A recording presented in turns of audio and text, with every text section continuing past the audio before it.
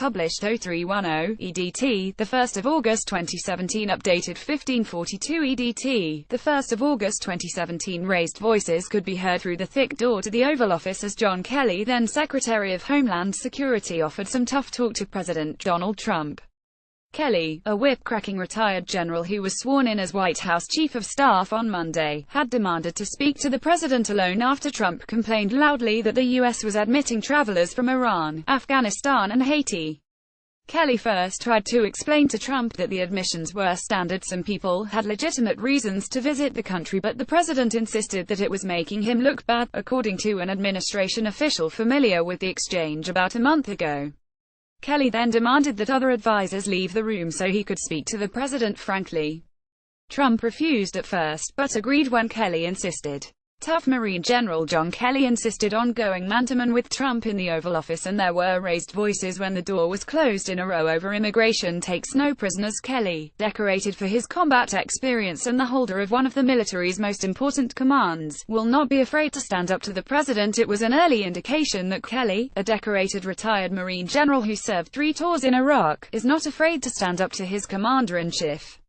Tapped to bring order to a chaotic West Wing, Kelly began to make his mark immediately on Monday, ousting newly appointed Communications Director Anthony Scaramucci and revising a dysfunctional command structure that has bred warring factions. From now on, said White House Press Secretary Sarah Huckabee Sanders, all senior staffers including the president's son-in-law Jared Kushner and chief strategist Steve Bannon will report to Kelly instead of the president.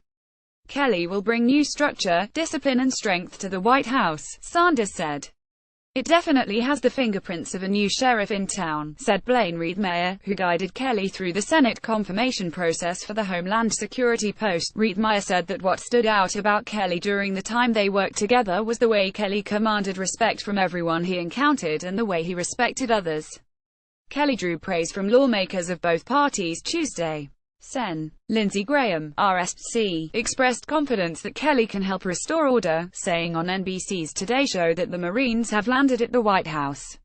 They have a beachhead. And Sen. Dick Durbin of Illinois told CNN that Kelly is in a position where he can stabilize this White House. That's good for this country. The president has to be part of that. Jason Miller, a senior communications advisor during the Trump presidential campaign, predicted on CNN that Kelly's next move will be to put people in place that will help the president. He suggested Kelly should convince ousted Press Secretary Sean Spicer to stay on, at least through the tax overhaul effort. Kelly fostered a reputation as an outspoken commander who didn't shy away from unpopular opinions during his military career. Reed Meyer said that Kelly also respects authority deeply, and that's something that Trump sort of smells out, if you respect him or not. If he disagrees with you, he'll disagree respectfully, Reed Meyer said. It was a point Kelly made clear during his confirmation hearing in January. I have never had a problem speaking truth to power, and I firmly believe that those in power deserve full candor and my honest assessment and recommendations.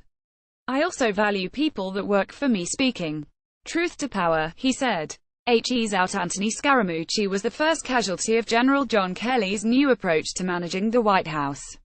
He was outside the Trump Hotel in D.C. on Tuesday morning looking cheerful. In April, Kelly bluntly challenged members of Congress critical of the Trump administration's aggressive approach to immigration enforcement to either change the laws or shut up.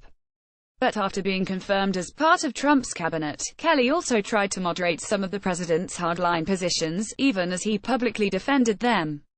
Hours after Trump said deportations of people in the U.S. illegally were being carried out as a military operation, Kelly said the U.S. would not enlist the military to enforce immigration laws.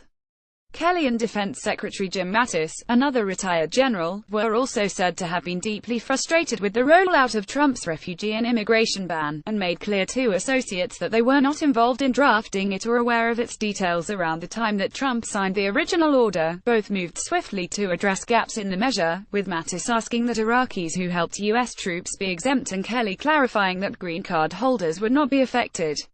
Nonetheless, Kelly launched a particularly robust defense of the order to lawmakers and reporters, which was welcomed by the White House. Mattis and Kelly also agreed in the earliest weeks of Trump's presidency that one of them should remain in the United States at all times to keep tabs on the orders rapidly emerging from the White House, according to a person familiar with the discussions. The official insisted on anonymity in order to discuss the administration's internal dynamics. Sen. Bob Corker, R. Tennessee, said Monday that he discussed Kelly's appointment with Trump and hopes Kelly will do everything possible to bring the appropriate discipline and focus that needs to be at the White House there. I hope that Jen. Kelly will absolutely, forcefully clean the place up, Corker said. And anybody who's been a violator, who's been a part of public backbiting, part of undermining, who's been part of feathering their own nest at other people's expense, I hope they'll all be gone. David B. Cohen, a University of Akron political science professor writing a book on chiefs of staff, applauded Kelly for doing things that should have been done on day one of Reince Priebus' tenure. He said Scaramucci's removal sent a clear message that going off script and being undisciplined would no longer be tolerated at the White House. But Cohen wondered how long Trump would go before undermining Kelly. President Trump is his own worst enemy, he said. He instinctively likes to be his own chief of staff, and he's a pretty awful one. Will he be able to resist messing with the system once John Kelly cleans everything up? Will he listen to his chief of staff when Kelly has to tell Trump no, he asked. I'm not sure President Trump is wired to be able to listen to that type of criticism, he said.